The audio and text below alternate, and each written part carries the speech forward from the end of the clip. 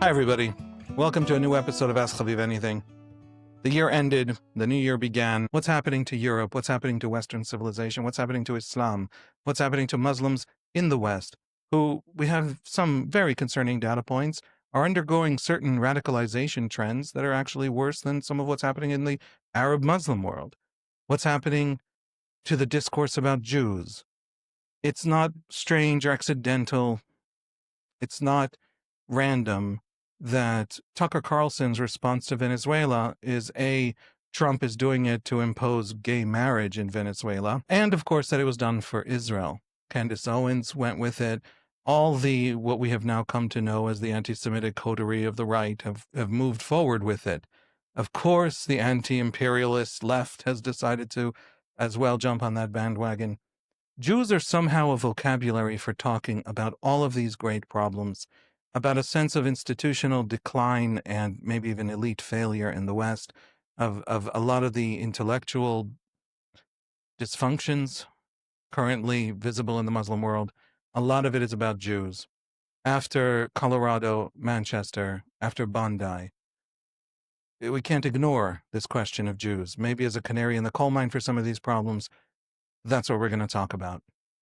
For those of you who are not familiar with the work of Hussein Aboubakr Mansour, an Egyptian-American thinker, writer, somebody I find absolutely fascinating.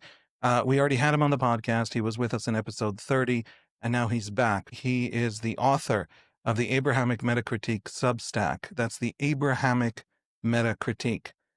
I know, you're thinking that'd be a great name for a band. I also think that.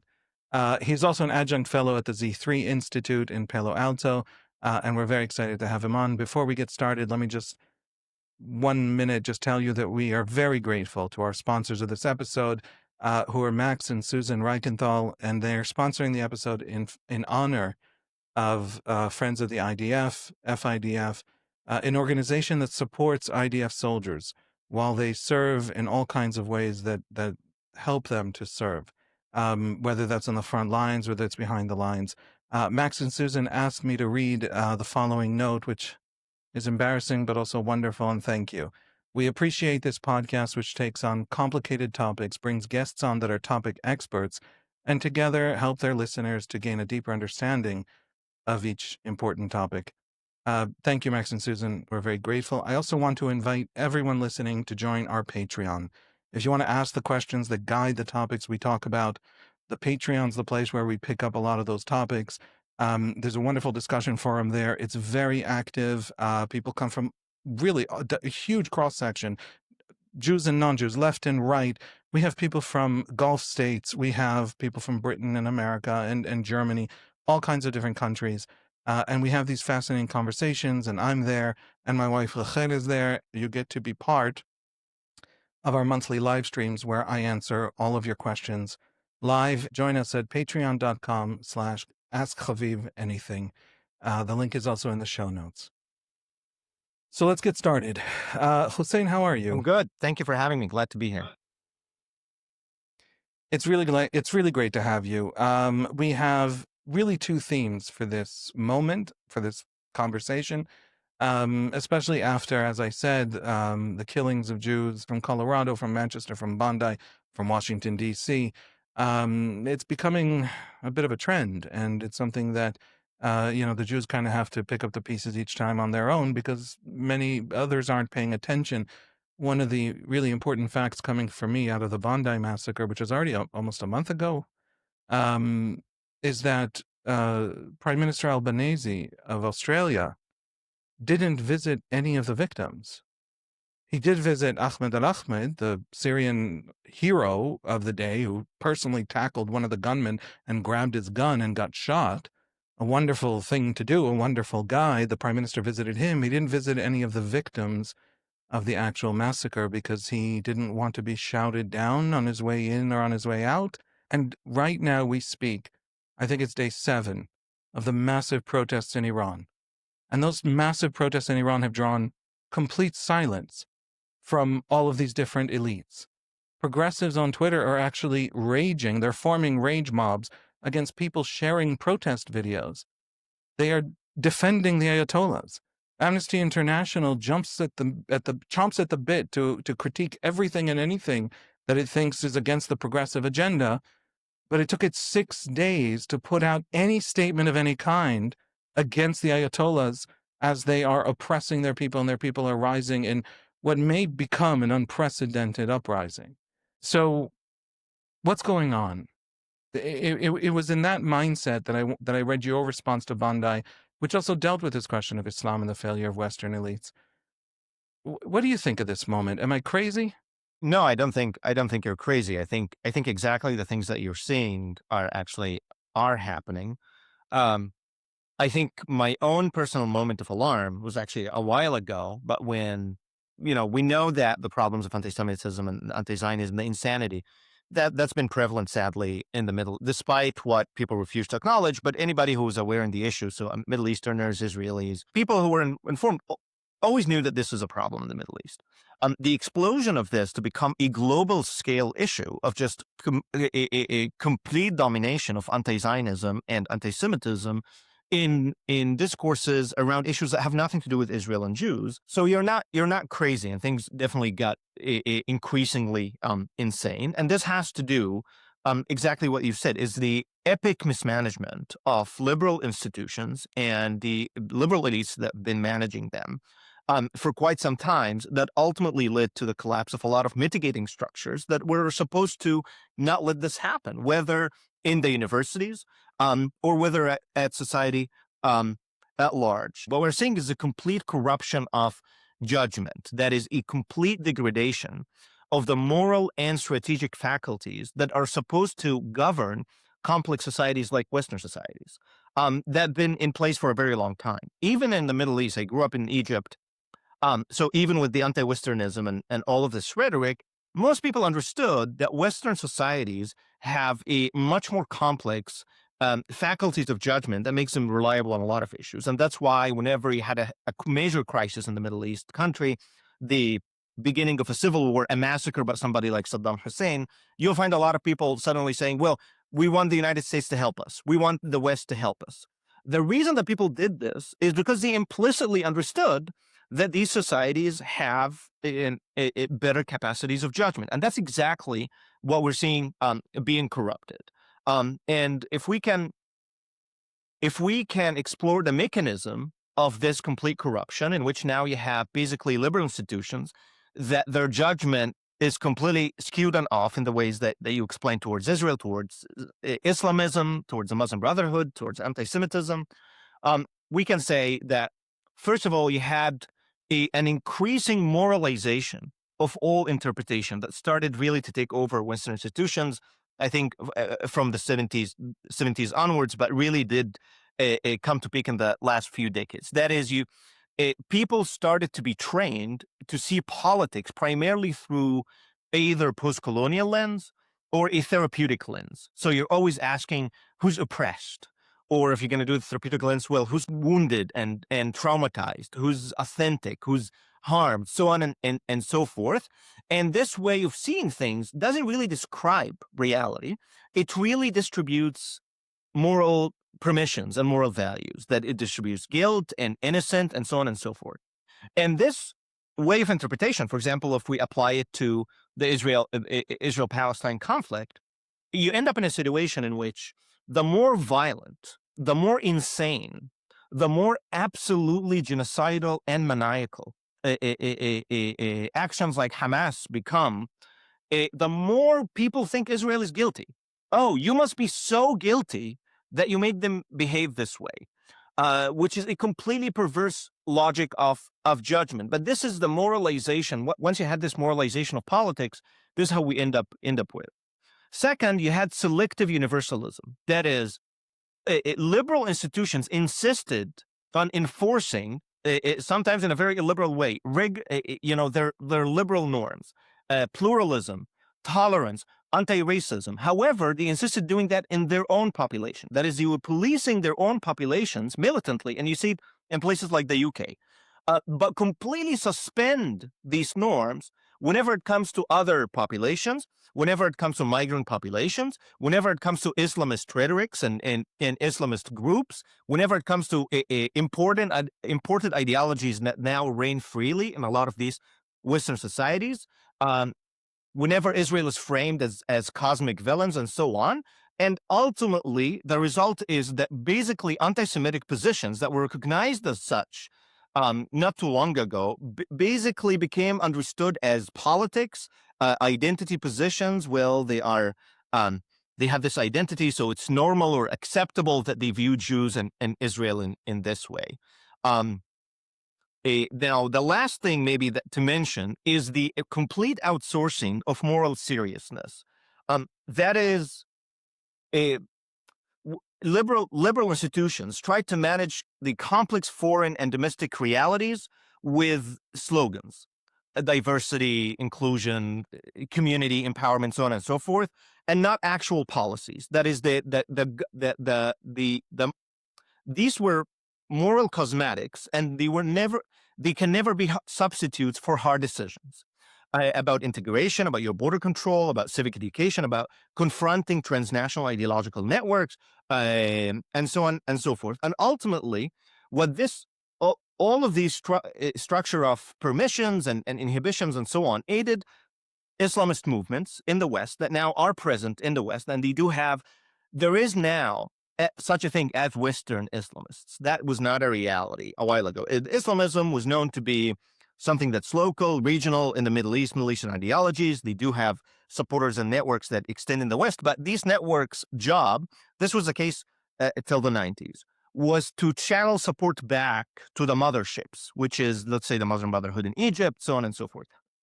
Khaviv, this is not the case anymore. You actually have established Western Islamist movements that no longer look back to the Middle East, but got rooted in Western societies, and now they are competing for institutional power inside Western institutions themselves.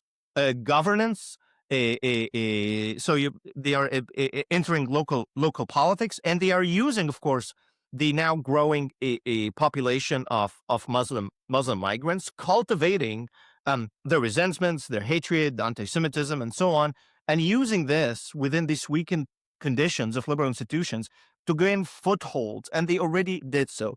The last factor, probably, of course, that they are not also doing this alone. There's a foreign policy element to this, in which you have countries like Qatar. They saw exactly that this is happening, and they learned basically how to leverage it, how to use it, how to work with these groups now in the West in order to empower their own positions in their geostrategic competition in the region. That's kind of the summary of how I see the moment that we're in. I'm trying not to despair. I've been on a lot of college campuses over the last 2 years, and I met students who were not trained the way I was trained. When I went to Hebrew University 20 years ago, let's just say it was 20, they taught me to read carefully, read twice, to try to be fair when I argue, to understand multiple traditions, multiple perspectives. If I can't make the Palestinian case in a coherent and serious and humanizing and convincing way, I don't understand it well enough to debate it, to argue that something about the Palestinian narrative is wrong. And I meet students on campuses all over the United States, and it's happened too many dozens of times already for it to be a one-off or a bad example, who were taught at university, just as you said, to locate the power in society, to assign blame in society, to perform righteousness in society, to be the perfect activist. Rhetorically very skillful. They're constantly coming up with new terminology and new memes and new ways of sort of packaging arguments and delegitimizing the interlocutor, the other side. They don't believe in any institution because everything smacks to them of power, and therefore they can't actually tolerate ambiguity, dissonance, disagreement. And these are the kids who are in the most elite institutions. They are being trained that way. I don't know if I don't meet a lot of computer science majors. I'm talking about the humanities majors, the social science majors. I've had that experience with so much of American and British journalism, where I don't know about the education, although when you meet the students, you understand the education funnel that they all go through into the journalistic world. But journalism, the advertising model collapsed, and the attention economy took over everything, and outrage and sells, outrage sells, tribal confirmation sells. All of journalism, even very elite journalism, has fallen into that kind of curated outrage, that kind of selection bias, where everybody just literally absorbs the one thing that actually mobilizes you, that triggers you, that everything has become tribal, everything has become moral signaling, and everybody is radicalizing. And it's happening in every democracy that you slightly lift the, you lift the engine hood and you take a look underneath, and it's happening to all of them. And that's the elite. When you meet the young people, you understand that the future is going to be worse. We now have deep economic dislocation. Globalization can move industrial bases very, very quickly. A lot of the capital in an economy is moving into virtual things, into things most people don't understand. The AI revolution, everybody tells us it's happening. Nobody quite tells us what it means or what we're supposed to do about it or how it's going to affect our jobs. And if you're an ordinary working class person, what's going to happen to you and what industries aren't going to exist in 10 years? And you literally don't know. And so in that dislocation, we have elites that have been talking for generations now about this promise that was made, this kind of bargain underlying the Western order, which was that economic growth, you invest in your education, we have an open economy, capital can move around, factories can move around, and that will create the kinds of efficiencies that will produce upward mobility. What if nobody's experiencing that upward mobility anymore? What if wage growth is stagnant for 30 years? What if people are on their way to becoming trillionaires while everybody else is losing ground and falling backward, and GDP per capita are stagnating everywhere? Then what do we do? And so there's this sense that elites have failed everywhere. And if elites have failed, we might as well go to this radical socialist experiment. We might as well go to this radical populist right experiment to take a look at maybe there's answers over there, because the staid and motionless thing where I don't even have the very fact that these elites are so highly educated, the education gap itself that produces a kind of ethos of technocracy, means that a lot of policies aren't noticed. They're all about the spreadsheets. They're all about the professionalism. They don't notice ordinary people. And that's how you can get the Democratic Party's open borders policy. You can only get that if you're looking only at spreadsheets. And when you do that, you make a lot of ordinary people in your society feel like the democracy can't hear them, can't see them, can't understand what their needs are. And so there's also this sort of technocratic elite that is formed out of all of these cultural changes. There is a profound disconnect in the West from elites and ordinary people. And sometimes a person can be an ordinary person and also have a job in an elite institution. And I don't know exactly what these terms mean. And please don't challenge me on them, because I won't be able to give you an exact definition. But it's there. And these institutions very quickly become captured by the radicalizing ideology. The people most keen on taking down the elites are the elites themselves. And there's a lot of this anger at the base that doesn't see itself in the progressive project, because the progressive project is an elite project. And so that's building out the populist right project. And that's only driving further radicalization on the progressive elite project. And so societies are tearing each other apart, losing the capacity to do serious policy, losing the capacity to produce good outcomes. And somehow, everybody's talking about Jews. I'm getting a little worried.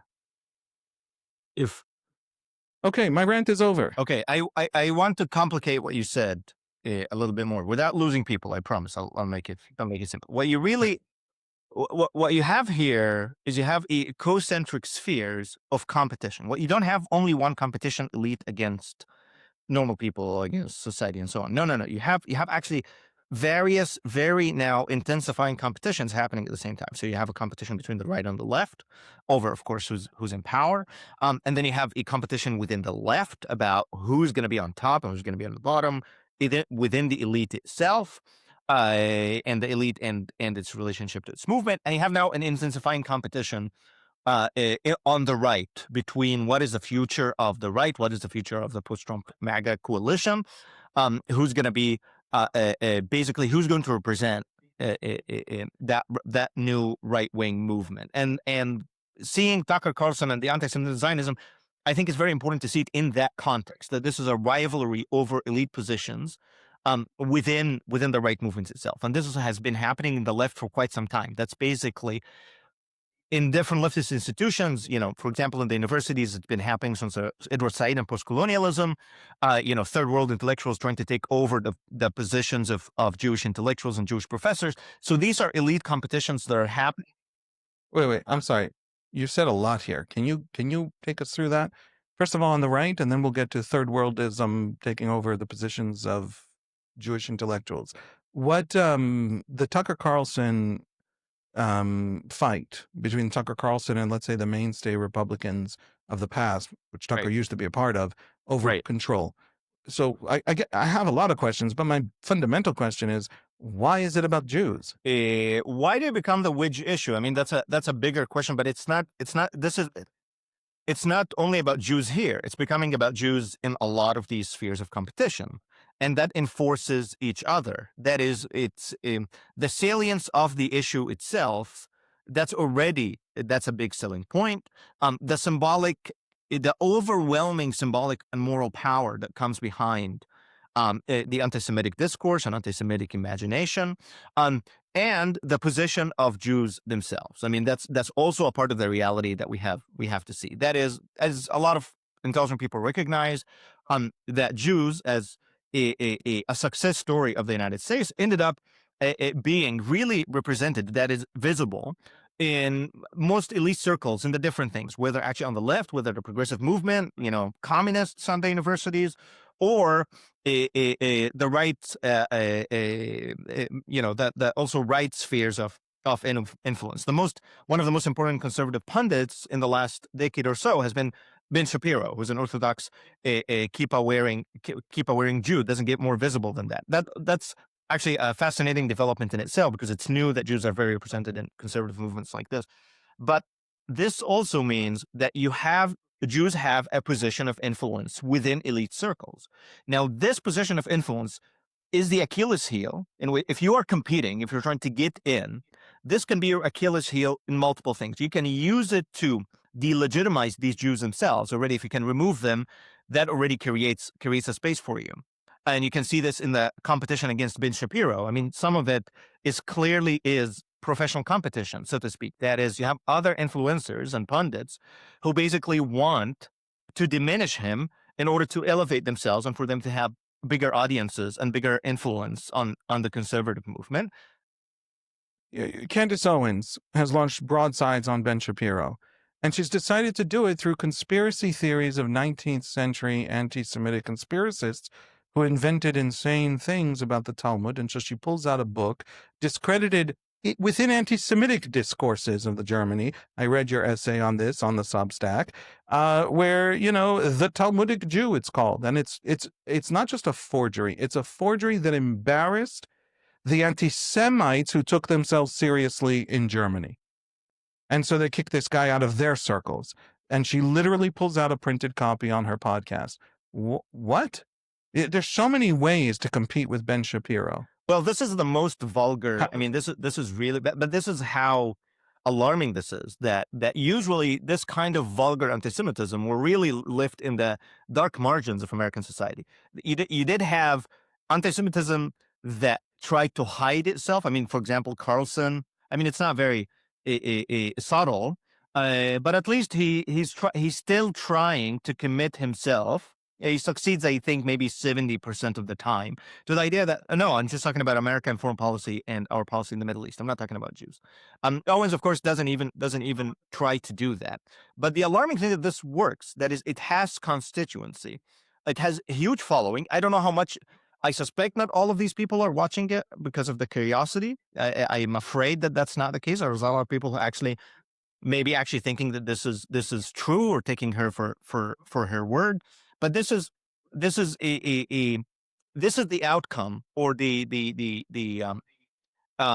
consequences of severe elite competitions done in this way, in which no scruples are respected or held, and then people engaging in this kind of anti-Semitic discourse. And this is happening on the right. For instance, if we're going to take a more sophisticated example than Candace Owen, the whole spat between Tucker Carlson and Ted Cruz. Why Cruz? Because Cruz is an extremely important Republican senator. He almost became president. And he is one of the most staunch pro-Israel senators in the U.S. Senate. And this has been the case for a very, very long time.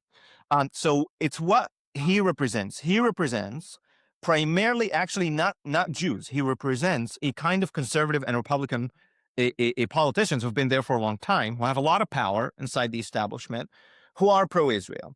Now, this pro-Israel position is used in order to delegitimize them and undermine them, and thus giving a space for probably a new elite that offers itself for the Republican and conservative movement as the new replacement with the new correct commitment, so to speak.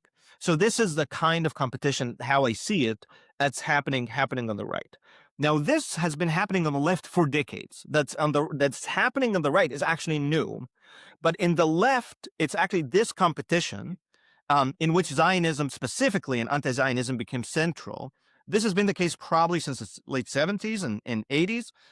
If we're going to talk about in the academy, it was used by the new sort of intellectual that came to the United States and American institutions, represented kind of the icon of this is Edward Said, in which this anti-Zionist commitment becomes a tool to relocate the moral prestige to themselves from the Jewish intellectual and professor that was really the symbol of the post-war liberal success.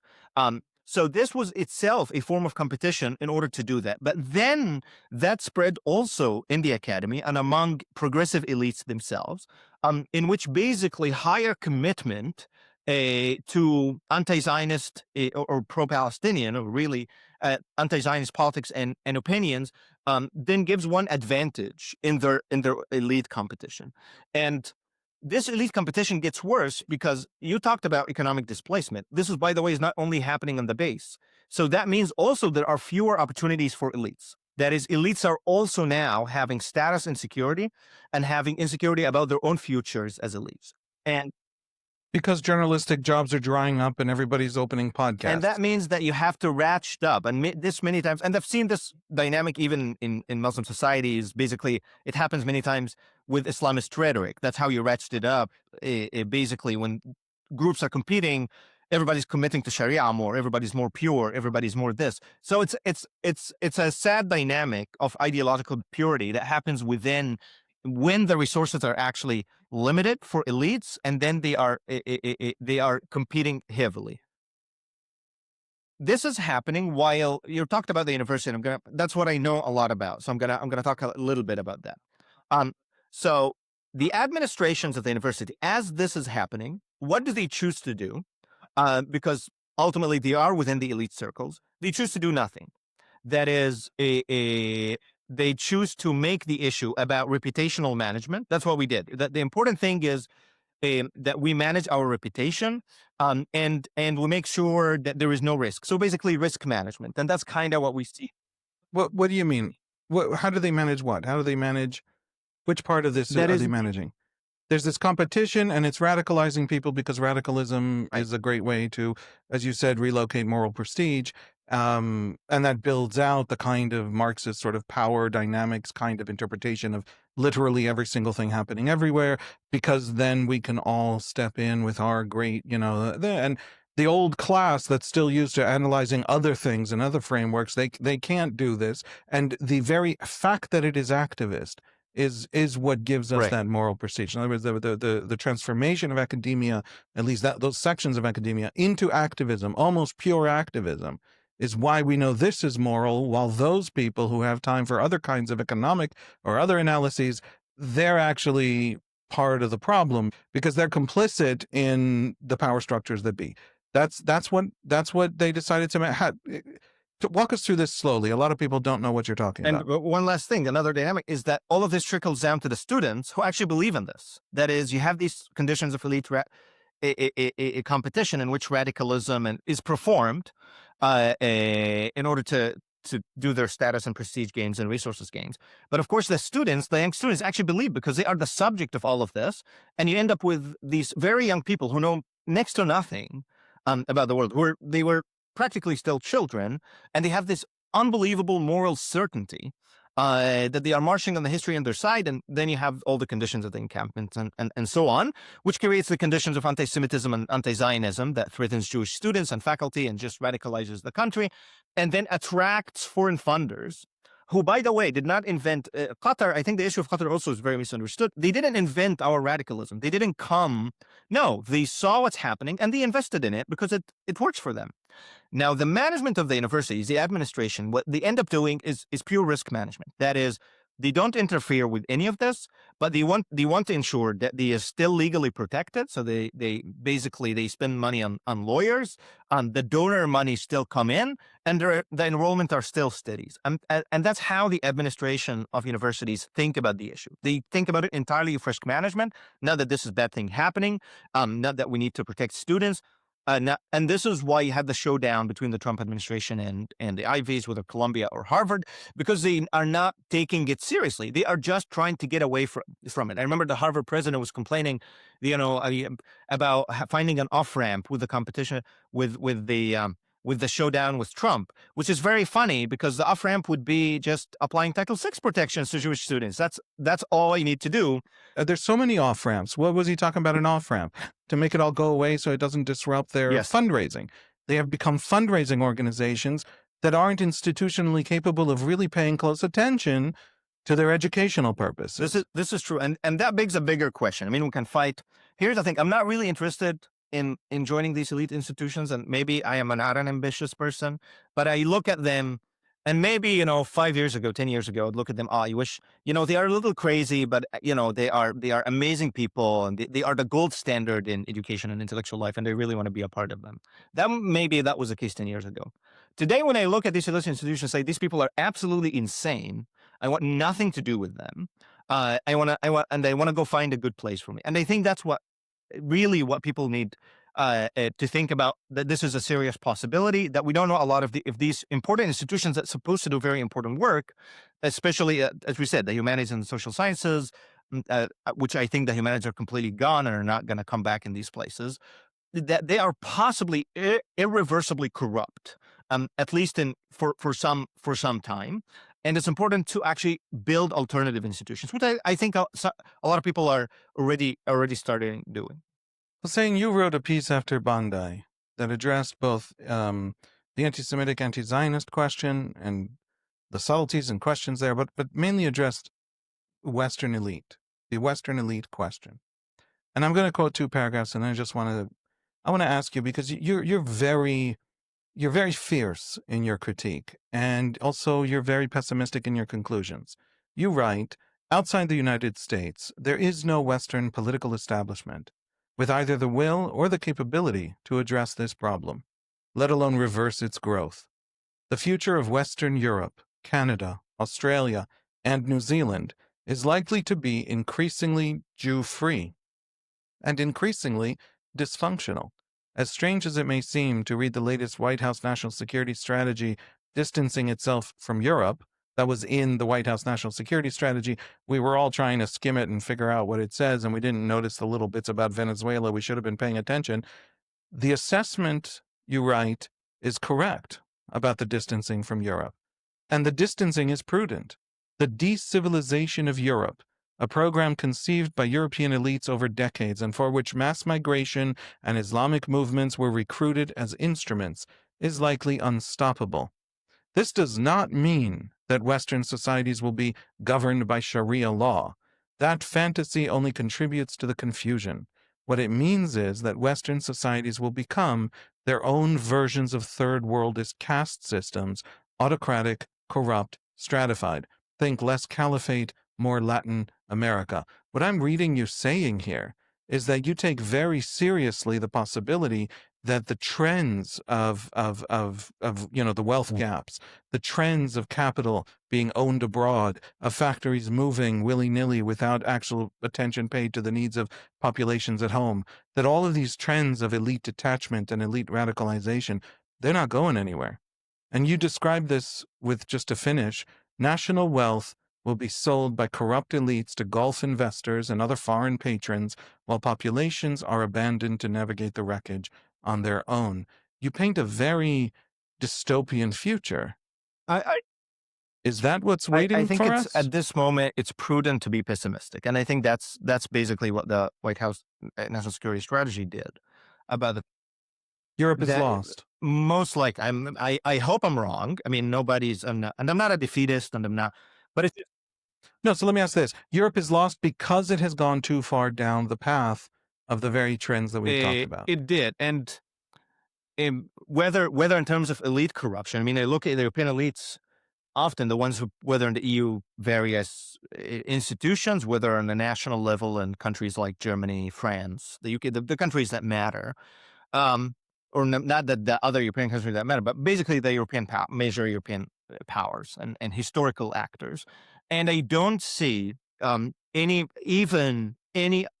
sincere opposition to the direction that these countries took, or a promise of reversal. If anything, they see actually doubling down more will to police people who complain about conditions and so on. So I think it's very prudent to be pessimistic. That's one. That's the one thing really. The second thing, and I want to be completely honest here, but sometimes I want to be precise.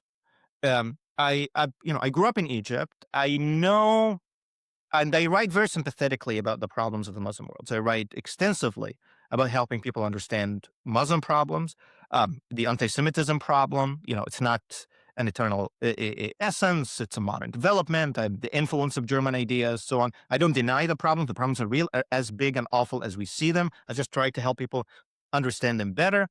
But that does not mean I want to live with these problems. I escaped these problems. I fled. Had I been living in Egypt, the people who read my things can understand. I would have probably, I don't know if I would have survived till now had I been living in Egypt for the last 15 years or so. I don't want to live. I don't live with these problems that are extremely difficult to solve. One of the things also that I try to do is that, and I'm trying to explain how deep these problems are and why they are extremely difficult to deal with. Importing these problems on that scale into Western societies is a nightmare for me, and obviously now for a lot of people. Now you have a lot of populations. Can you get specific? That is, you have a wow. You've written Right. critiques of Islam that have taken the Quran as a literary text and said, as a literary text, it grounds Muslim ideas in the Muslim intellectual universe in actually very shallow grounding, because it rejected Judaism, or it rejected the monotheistic world of Judaism and Christianity that came before it, that it emerged out of. That kind of thing treats the Quran as a secular thinker would look at at an anthropological artifact.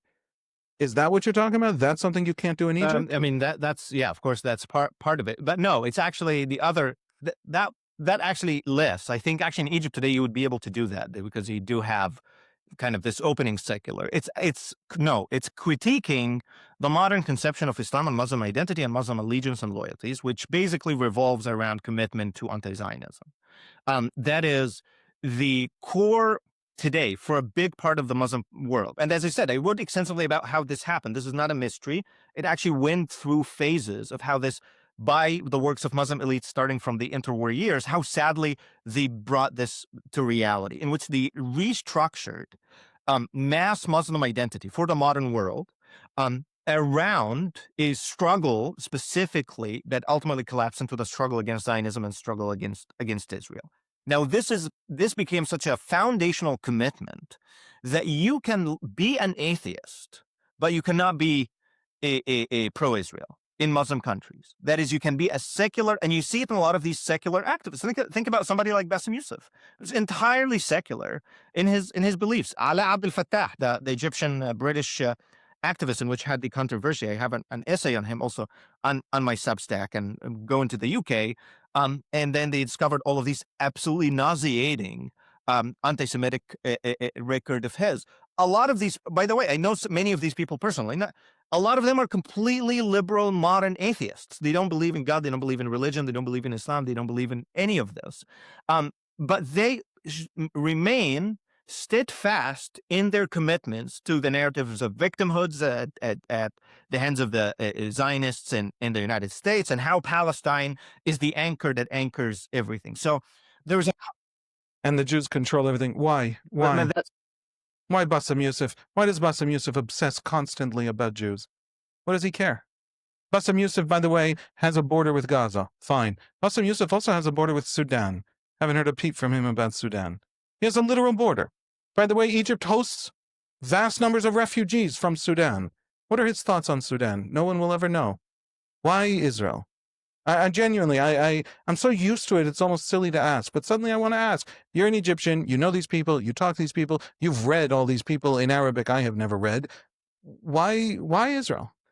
Well, I think that's actually the interesting question that people don't ask, because it doesn't make sense. And a lot of the things that I write is actually because I started to ask that question. We're so used to it that it doesn't strike us anymore, is how bizarre this is. This is bizarre. It completely does not make sense. We can try to make it make sense. Oh, it's because of Islam. Anti-Semitism. But ultimately, it doesn't explain anything. It's kind of... Even I'll do more than that. Even if, let's accept for the purpose of this conversation that Israel's evil, that Israel has got, deeply malign intentions toward the Palestinians, that there's no good there, that there's no important context you need to know, that there's no history, that there's no diversity among Israelis. Let's go all in, okay? Israel is North Korea, but somehow smellier. That's what we're doing. Still, why Israel? Yemen would still be worse. Why Israel? Well, the answer that I have ultimately historical, it's about how these modern societies themselves developed and the ideological history. So to be modern, you have to be ideological. That is, you have to believe in one of the main worldviews of the modern world. That's the actually definition of being modern, that you see the world in a modern way. And these modern worldviews let's say that you're a society like Lebanon or Syria in the 1920s, 1930s, and 40s, and so on, and you're now modernizing your society, you have to modernize them through a mass education system, creating schools for all of these illiterate peasants in the countryside. This is basically the modernization model all over Russia, Eastern Europe. You build an education system, you bring all of those illiterate peasant children, and you try to turn them into working class and middle class, modern middle class, through national identity, so on and so forth. Condense it very, to condense it in a simple, the model that a lot of Muslim elites and Arab elites, because a lot of them actually were not Muslim, but sadly chose for this process when they did this, in the mid-century, was completely modern, completely modeled on German ideas, on fascist ideas, and on communist ideas. And that produced a totalitarian modern worldview and social ethos that can just keep reproducing itself. That is, when it was secular, it's totalitarian and anti-Semitic, whether Arab nationalism and so on and so forth. If disillusioned with this ideology, you know what, maybe I'm going to go back to my roots and read the Quran and become Muslim. You go read the Quran to become Muslim again. You reproduce the totalitarian anti-Semitic vision of the world through these Islamic texts that you're reading. And that's basically what's been happening. Now, this problem has been deep enough that you don't have even a memory that this actually did happen, that this is how this problem came. So you have people who even change like Bassem Youssef, they become secular, so on and so forth. And they are still really dependent more in organizing their own identity and their moral worldview, and these ideas of being a victim and struggling against the injustice of just Israel existing. This is the idealist understanding of it. Obviously, there is also now a geostrategic and political and interests that are built on this. That is, you have now, because this happened already, so you have many Middle Eastern states or Arab states or Muslim states who organized their power, or elites, who organized their power around the relationship to this conflict. So now you don't just have a belief system, you have serious powers and serious interests that tied it. The biggest example is Qatar and the Qatari elite. Qatar has built an empire of influence globally. It started regionally. Al Jazeera was a kind of the pioneer of Qatari influence. They built and it's a tiny state, and they built this empire of influence of influencing Muslim Arab opinion in every country in which people speak Arabic, and they have access to satellite TV. And the way they did it is actually through Palestine, because they are the ones who were talking about Palestine all the time. A lot of Arab national TVs were not. You have countries like Egypt who had a Jordan peace agreement with Israel. They are not gonna. They are trying to walk the line, so they are not going to be pro-Israel, but they are not going to try agitate their populations. But now Qatar became the spokesperson against this injustice, and that leveraged an insane amount of influence. Not to mention, of course, extending their patronage to the Islamist movement.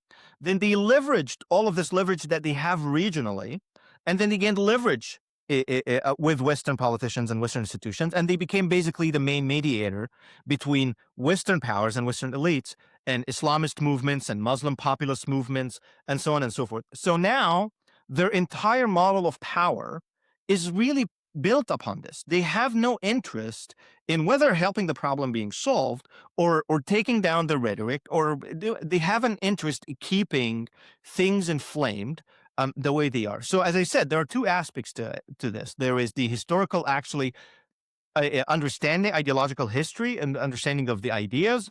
And then there is, of course, the actual political and geostrategic aspects to this. Hussein, you are describing a situation in which the ideas borrowed, I think the last time we talked back in episode 30, I called it inhaled, because you really described it as truly like a void of ideas, this experience of European modernity and European strength and European competence and power. And so they just absorbed into an empty shell left behind by the decaying Ottoman Empire, a social and intellectual shell. They absorbed these mid-century 1930s, really 19th century into Nazism, German ideas, whether that's on the right or on the left. And when you write about Muslim immigration, you write about it almost as a warning. You're not talking about Muslims. You're talking about the ideas that Muslims have incubated from 19th and 20th century Europe, that they're now bringing back into Europe, but coding it either in Islam, either in the validation, the authenticization that Islam can grant it, that Islamic vocabulary can grant it, or in this anti-imperial left-wingism, which is a European invention, and Muslim diaspora intellectuals in the West have basically revived it as a Western moral project. And it comes from the Marxists in the 19th century right up to the Soviets. And that is what you mean by anti-Zionism. Now, I want to suggest that, I'm just going to talk about you for a minute, if that's okay. That anti-Zionism for you is code. You are a theorist of what the obsession with Jews has done to break the Muslim world, or the Arab Muslim world that you're very familiar with. And so I want to just read one last piece of the paragraph, having introduced it that way. Incidentally, I'm starting to begin to suspect, and I even talked to some colleagues at the Free Press about maybe trying to write something about Tucker Carlson as basically an importer into America of the Muslim Brotherhood. And this is something that I've been thinking about for months, because the things that I was reading from 1920s Muslim Brotherhood to try to understand really what Hamas is, right? But the sort of the birth of the ideas that obsessed about Zionism in that way, that's exactly how Tucker Carlson is constructing his campaign to take over the right now, the populist right, which is to say it's a pietistic return to origin story, right? He has given speeches critiquing mainline American churches liberal churches for Right. being hollow shells inhabited by raccoons. I mean, he sees the degradation of the religion and the need to restore the original piety. And incidentally, totally separate story, it's all about Jews ultimately. Who is decaying society, destroying society? Who do we need to face down? Who is secretly in control of things? It's carbon copy of Muslim Brotherhood. And suddenly he's deep friends with the Qataris, which is super interesting, right? So it all comes together. These ideas, European ideas, incubated in the Muslim world for a century and a half, coming back to Europe now on the wave of all these things. And then you write the following paragraph. The anti-Zionist derangement of the last 2 years was a final warning. In it, we witness the full legitimization of genocidal anti-Zionism within the commanding heights of Western institutional life, and its enthusiastic adoption by large segments of the public. The protests themselves, as they began immediately on October 7th, were celebrations of the Hamas massacres, organized before the first IDF soldier had entered Gaza. They revealed what had been constructed over decades: the encampments, the building occupations, the harassment campaigns against Jewish students, the open calls for intifada, the attacks on Jewish institutions. It is the new baseline, our new norm. When Hussein Aboubakr Mansour says that, he's talking about Egypt. Your fear, there's a question mark at the end of all of this. Your fear is that through these intellectual channels, through populist revolts and internal elite revolts and competition, driven by the crises, the real economic dislocations and crises, a crisis of legitimacy that Western elites are undergoing because of the massive and very fast changes happening to all Westerners that are causing a real crisis of legitimacy.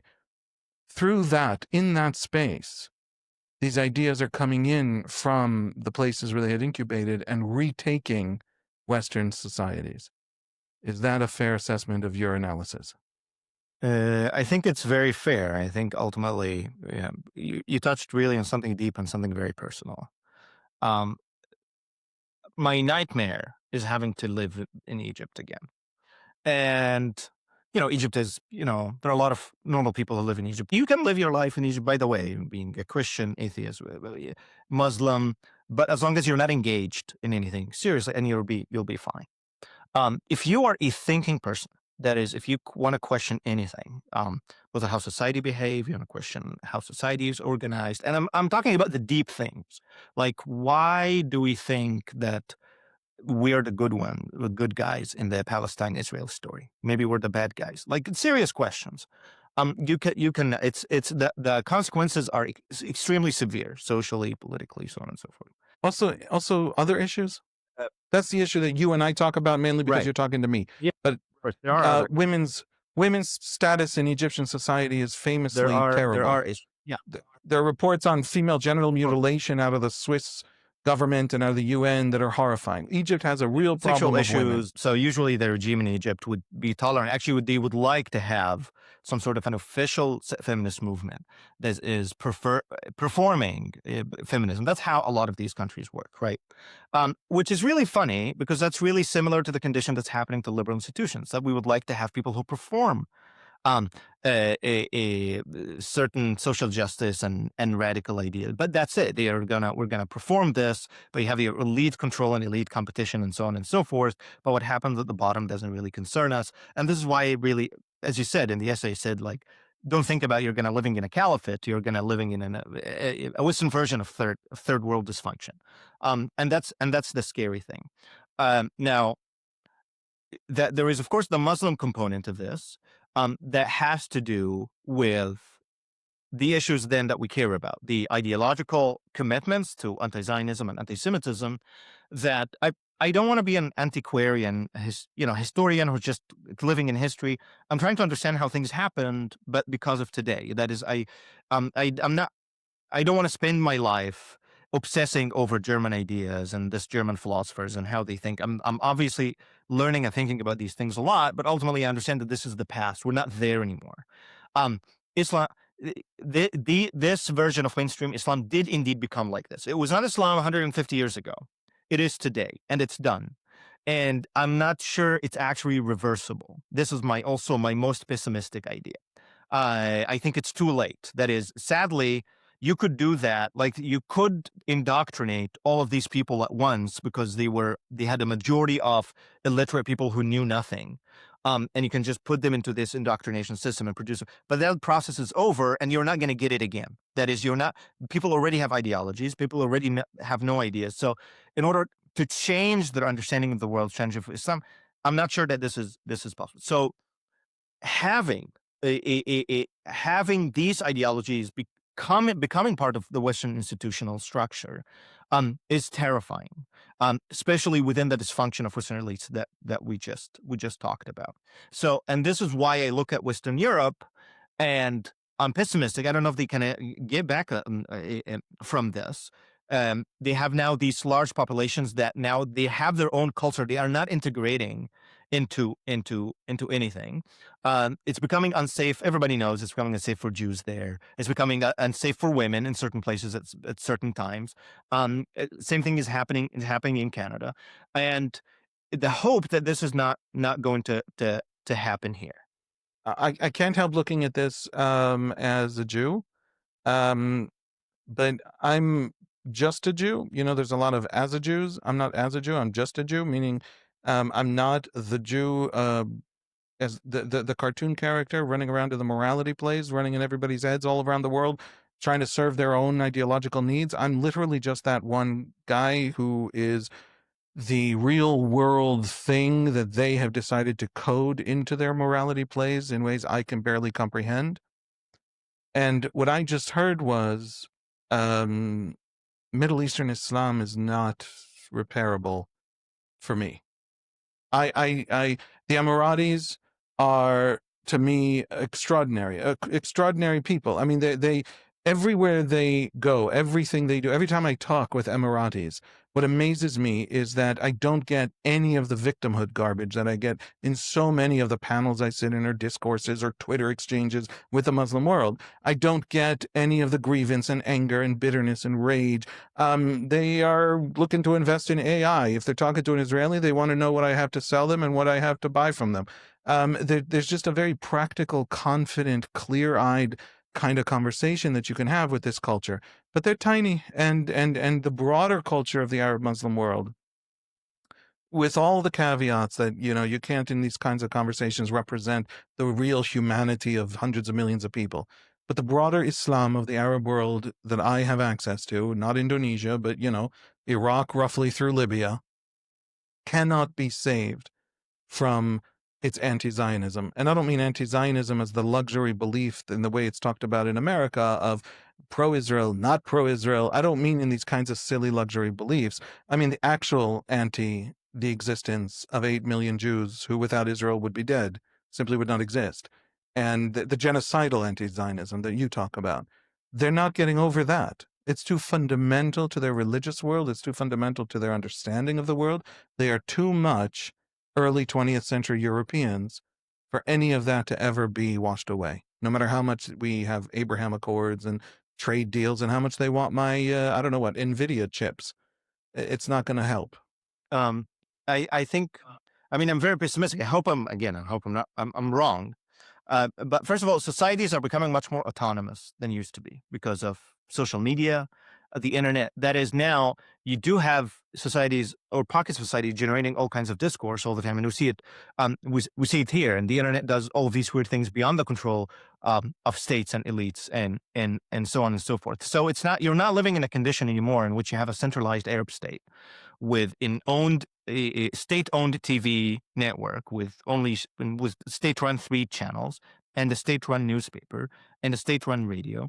And you make peace with the guy on top, and you try. Even that in Egypt was very difficult. We know. Of course, President Sadat himself got assassinated, but at least it was a possibility then. Now, within the current conditions, I don't know how is that possible. Especially also if you have actors like Qatar who have infinite liquidity, and they really master the telecommunication games, and they have access to your population through the internet, through satellite, and so on and so forth. I can just bypass you and talk to them all the time. So technically speaking, if people's understandings of themselves changes constantly, If this is a new understanding, technically speaking, what can be undone, you can have another understanding. The problem, why I'm pessimistic, is basically the conditions of this change. Now, you add to this, and this is, I'm talking about the Middle East. I mean, ultimately, I think the Middle East, this issue can be dealt with politically because you have states who are willing to do so, like the UAE. I hope Saudi Arabia is not now trying to instrumentalize and change its regional policy. But generally, you can try to deal with the states. You can incentivize better behavior in this area. Some states can see that it's disruptive to its own. That is, you have Middle Eastern rulers or Arab rulers who understands that this whole obsession is also disruptive to their own stability and power. That's, by the way, that's the case in Egypt. That is, it's very important and central to Egypt. And the state has to keep the flame low, but they know that the flame can't get high because that will disrupt their own legitimacy. So, anyways, it can be dealt with politically. The other, But even that's very yeah, time limited. How long can there'll be Sisi? You know what? After Sisi, there'll be some other general, but eventually it won't be a general. Eventually, when 98% of Egyptian society is Muslim Brotherhood, we're out of options. And then what happens? I don't know, but I hope that happens. But here's the thing: the second part is now you have a lot of these populations who already sent big migrant groups who are now living on their own in Western societies, and they already moved out of this. That is, now they have these ideas, and they are developing them, by the way, in very different set of conditions.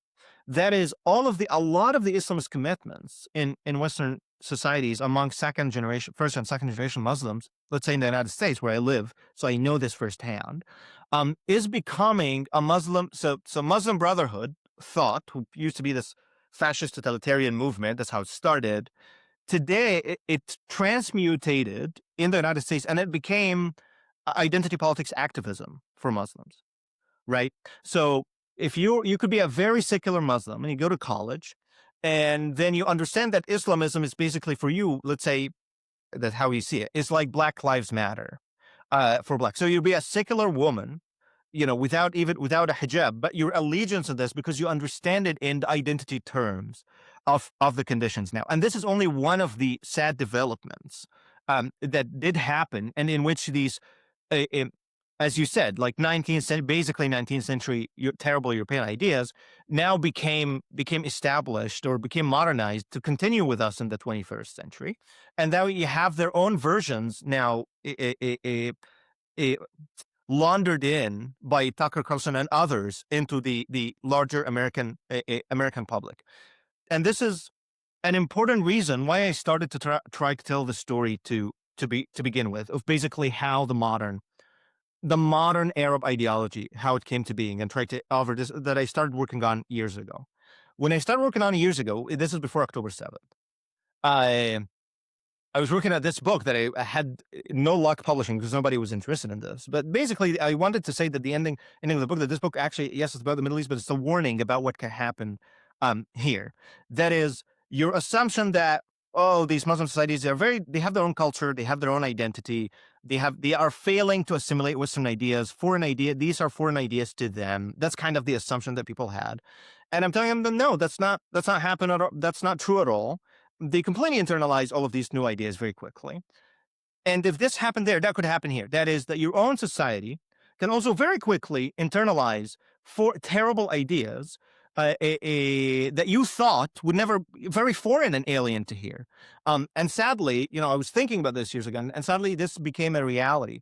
Or we discovered it is already becoming the reality. You have large segments of the population who are internalizing a set of ideas that only a decade ago would have been thought of as the epitome of anti-Americanism. I have one of my friends who's in the United States military. He spent a lot of times in the Middle East, and so he knows kind of Arab culture, Middle Easterners.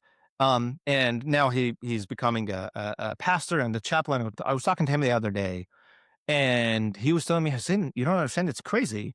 I hear now things from some of the people I meet, like in the church, people from his own Christian white, world, that I used to hear from like Arab taxi drivers 15 years ago, while I was in Kuwait, while I was in Doha or this. And this is exactly the outcome of all the failures that we've seen, and that's a reality that we're living in today. The West's sense of self was actively dismantled by academia, by sense-making elites, and this stuff is making its way back. I think I have a fairly clear picture of what you see, and I don't have a ready and obvious counter. It makes a lot of sense that that's exactly what's underway right now, what's actually happening. And it becomes intelligible because I don't have to now assume there's this mysterious, back room sort of backlog of vast Muslim ideas that I have no access to, and that it's all some kind of secret coding that I can't understand because of the language and culture and religion gap. This is Europe. This is 20th century Europe. And so if this is 20th century Europe, entering into a West whose elites have completely dismantled the Western sense of self. I know I just said a completely irresponsible, incoherent sentence. I'm going to run with it. That's to all the emails I'm going to get. Because there is something real there, even if it has to be explicated and carefully mapped out. Those ideas coming back, what do we do about it? What do Jews who find themselves in this incredibly untenable position on the progressive side? They can either join through all of these loyalty oaths that they have to take the progressive side, including anti-Zionism, including literally being upset that half the living Jews of this earth survived the 20th century, because without Israel they wouldn't have. And when people come at me and say, what do you mean? They could have gone to America. And then I have to start explaining about immigration quotas in the 1920s and 30s. They're literally all they're pretty much statistically, apologies to French Jews who are 90% Sephardi because they're basically, after the Holocaust, all the Jews who fled North Africa, they're pretty much the last living Jews of the Eastern Hemisphere. And American progressive Jews, to remain in those progressive spaces, have to perform a rejection of the last living Jews on the other side of the world, something no one has ever asked any Muslim to do from Muslim societies. Nobody has ever asked somebody, oh, are you Syrian? Are you Sudanese? Are you Yemeni? Are you Chinese? We have some problems with your very existence as a nation, or with you here having to perform apologies for your nation over there. And so Jews in progressive spaces can be progressive on the condition that they do something profoundly anti-Jewish, or just simply ahistorical to the Jewish historical experience. And then on the right wing, what Ben Shapiro has to go through. Ben Shapiro feels himself, I believe, I haven't spoken to him, but I've heard him speak about these things. He feels that he's at war. Why should Ben Shapiro be at war? He's in a more serious war internally than with the progressive other side of the debate. And what is that? And if he wasn't Jewish, he wouldn't be. If he wasn't Jewish, he could be doing the J.D. Vance, the Megyn Kelly, hedging all sides thing.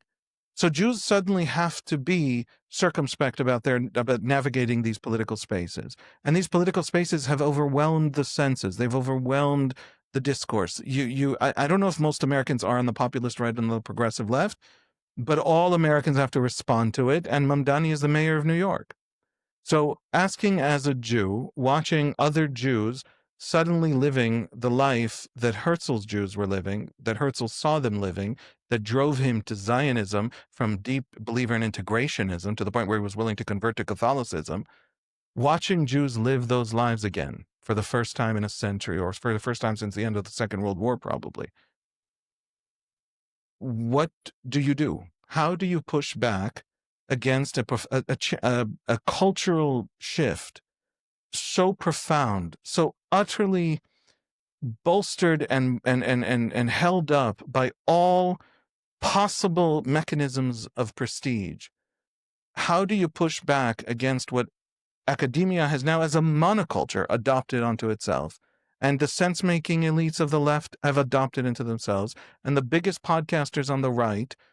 Joe Rogan will platform Ian Carroll because it's kind of interesting to check if maybe the Jews are a giant world-spanning conspiracy out to destroy the Christian white man. How do you build a response to that? All right. I'm always afraid of giving prescriptions, but I can tell you what I think really should happen. I think, number one, everything that's happening actually shows that Israel matters a lot. This is exactly why Israel is important. And I think this should push people to commit more to Israel and Israel's future and Israeli security. And that also means that Israelis need to get their politics in order, honestly. The messy politics is hurting the country, is hurting the world. Jews that actually now need Israel more than ever, especially Western or basically Western Jews. So Israelis need to get their politics in order because things are bad enough to set aside all of the pity and pathetic things and try to get things right. The Middle East is probably all of these fantasies and the utopias of the Abraham Accords which were great. The region is going to become one. That's it. It's going to become like another version of the EU. I don't think that this is happening. The Middle East is going to be dysfunctional for a while. If it's not Iran, it's going to be somebody else. You're going to have regional competitions. It's just history as it is. Powerful men competing, populism, using movements, using ideologies. As long as you have collapsed states, extremely cheap labor, in which basically you can hire a fighter for like $50 a month, you're always going to have you're going to have a lot of dysfunction, at least for the observable future. So commitment to Israel is number one. Number two, in America itself, I think Jews should do exactly what Ben Shapiro is doing. I like what Ben Shapiro is doing a lot. I have to say, it fills me with an immense sense of inspiration and pride when I see him standing, an Orthodox Jew, wearing a kippah within American conservative circles, not flinching, defending himself and attacking all of those insane, corrupt, pathetic people who go to Qatar. And we know it's unbelievable what's happening. It's on so many levels, not just lying, not just conspiratorial, not just pathological, they also corrupt there. We know they go to Arab capitals and the worst of Arab capitals, Doha, they receive their patronage. So what Ben Shapiro doing is exactly right, not flinching. Jews belong to the United States. They are part of the American experience. It's actually a key, I think it's a key component. I believe it's a key component of American identity. And there are a lot of good people that are standing with you, that are going to be your allies. I am one of them. I'm not Jewish, but I don't want to live in the whatever sick fantasy these other people want. I like America that produced American Jews and as the most positive diaspora experience in Jewish history. That's a great country. That's a great country for me. That's a great country for my children. And I'm not sure that I'm sure I'm not the only one who actually believes that way. So standing and fighting for America. The last thing, and this is a critique from, or a criticism from an outsider. In Israel is probably the place where you can just be and you will be Jewish. That is, you can just live because Israel is a Jewish state. It's the national culture. So you cannot particularly care about these things, but you and your kids will be Jewish anyways. I'm not sure that you can do that in America. That is, you have to actively engage with your Judaism. You have to actually want to be Jewish. This Woody Allen, secular liberal coastal Judaism, it was extremely thin. I mean, is extremely thin. And I'm not sure it can withstand the pressure of the moment, or that it will, even without the pressure, I don't know if it has a future. Anyways, I mean, ultimately, why then just disappear in society? I think it's very important to actively, and I'm saying this again as somebody, I'm not Jewish, I'm not converting to Judaism, but I have an immense respect to Jews and Judaism, and think Judaism has been an immensely positive force in the world. And basically, I like Jews who are Jews. And that's actually what I discovered when I kind of looked at the people that I like and the people I like talking to and the people I don't like talking to. I discovered that I like Jews who disagree with me, even liberal Jews, progressive Jews, but who are really Jews. I like them a lot. And I think a lot, that also goes for a lot of people. But it's not just about liking, it's about actually being committed to being Jewish. Because otherwise, well, if you don't want to be Jewish, if you don't want to do the work of being Jewish, if you don't choose it actively, why the headache? Why are we doing all of this fighting to begin with? My takeaway is the problem is bigger than we can possibly imagine. And also, when you can see it, you can fight it. And so we stand up and we fight. I agree with you about Ben Shapiro. I think the same way about Barry Weiss. I think the same way about an entire host of Jews that I have seen and talked to and learned from, who have stood up and said, we are drawing a line in the sand and we are pushing back because these forces, as you describe it, I think, with a deeper dive into the bookshelf than most of the rest of us possibly could. these are forces that are self-destructive. A society that does too much thinking about Jews is probably seriously collapsing everywhere else. The Jews are, in that sense, not the canary in the coal mine, they're the signal. So we stand and we fight. We fight for the very societies in which we live, not for ourselves. Thank you so much for joining me. This was fascinating. Thank you, Habib.